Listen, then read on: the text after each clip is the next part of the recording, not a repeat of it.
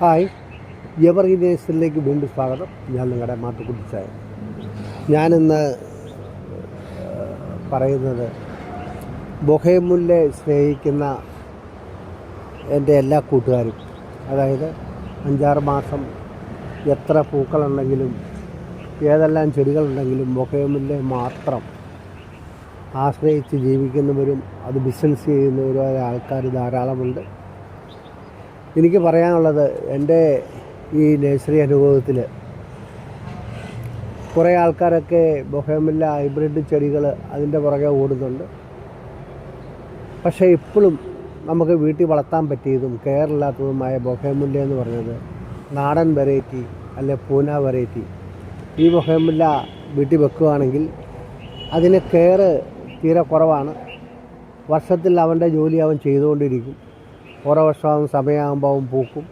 നിലത്ത് വെച്ചാലും അതിന് വളവോ മറ്റേ ഒന്നും വേണ്ട. കൂടുതൽ ഒന്ന് വെട്ടിവിടണമെങ്കിൽ വെട്ടിവിടാം, ഇല്ലെങ്കിൽ സാധാരണ രീതിയിൽ അത് കയറി വളർന്ന് പൂവായിരിക്കും. നമ്മുടെ നഴ്സറി ഇപ്പോൾ ഞാൻ കാണിച്ചു തരാം.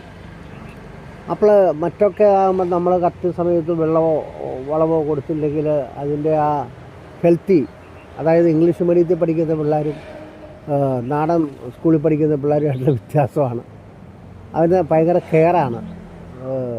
ട്യൂഷൻ എടുക്കണം, അതുപോലെയുള്ള കെയറുകളാണ്. അപ്പം ഇതിപ്പം നമ്മുടെ ഇതിക്കകത്ത് കിട്ടി 2-3 വർഷമായ ചെടിയാണ്. അതിൻ്റെ ഭംഗി തന്നെ കണ്ടാൽ ഒരു ഹൈബ്രിഡ് ചെടികൾക്കും പേരോപ്പാലിനും ഒന്നും ഇല്ലാത്തൊരു കളറാണിത്. ഇത് ശരിക്കും പക്ക നാടൻ വെറൈറ്റിയാണ്. ഇന്ന് നമ്മുടെ കയ്യിൽ പൂന വെറൈറ്റി ഉണ്ട്, ധാരാളമായിട്ടിരിപ്പുണ്ട്.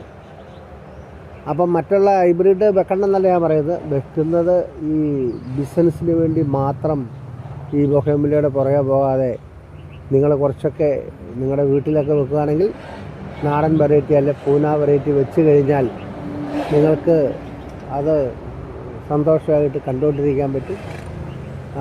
ഇതിനാവണക്കന്നെ ഇതിൻ്റെ തൈകളൊക്കെ ഉണ്ടാക്കാനൊക്കെ വളരെ എളുപ്പമുണ്ട്. സീസണാകുമ്പം വെച്ച് കഴിഞ്ഞാൽ നമുക്ക് ഇതിൻ്റെ തൈ ഉണ്ടാക്കാവുന്നതാണ്. പിന്നെ ബൊഹേമുല്ല എങ്ങനെ മുന്നോട്ട് നോക്കിക്കൊണ്ട് പോകാം എന്നുള്ളതിനെക്കുറിച്ചുള്ള ഒരു വീഡിയോ നമുക്ക് അടുത്ത പ്രാവശ്യം ഇടുന്നതാണ്. അപ്പോൾ എൻ്റെ ഈ നാടൻ വെറൈറ്റിയും പൂന വെറൈറ്റിയും ബൊഹേമുല്ല കാണുക. എൻ്റെ ഈ ഹൈബ്രിഡ് ധാരാളമായിട്ടുണ്ട്, ഹാങ്ങിങ്ങും മറ്റേതുമായിട്ട് ധാരാളമുണ്ട്. അതുകൊണ്ട് ഞാൻ പറഞ്ഞതല്ല.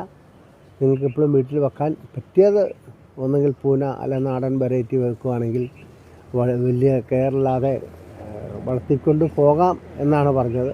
എന്നുകൊണ്ട് നിങ്ങൾ ഹൈബ്രിഡ് വെക്കണ്ടെന്നല്ല ഞാൻ പറഞ്ഞത്. അപ്പം എൻ്റെ ഈ കൊച്ചു വീഡിയോ നിങ്ങൾക്ക് ഇഷ്ടപ്പെട്ട് കാണും. ഇഷ്ടപ്പെട്ടെങ്കിൽ നിങ്ങൾ ലൈക്ക് ചെയ്യണേ, ഷെയർ ചെയ്യണേ, സബ്സ്ക്രൈബ് ചെയ്യണേ. അടുത്ത വീഡിയോ വരെ കാത്തിരിക്കണം.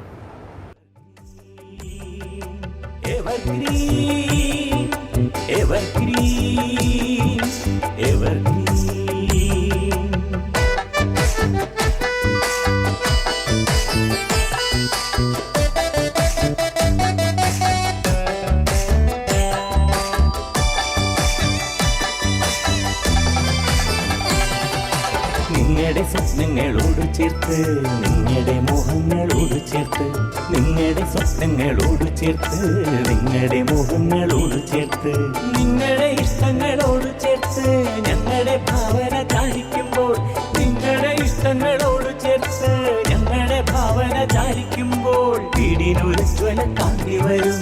ഒന്ന് വിളിച്ചാലങ്ങോടി വരാം, വീടിനൊരു ജ്വല കാന്തി വരും.